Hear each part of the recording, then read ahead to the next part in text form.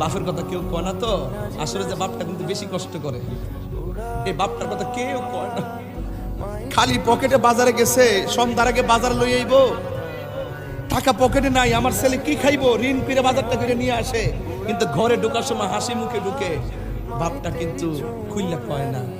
আরে বাপে 1200 টাকা বেতন পাইছে, কয়েকটা ছেলেরে লেখাপড়া করাইছে, কিন্তু কোনোদিন বুঝতে দেয় নাই যে ফর্ম ফিলাপের টাকাটা কোথায় থেকে আনছে, কোনোদিন বুঝতে দেয় নাই রেজিস্ট্রেশন টাকাটা কোথায় থেকে আনছে।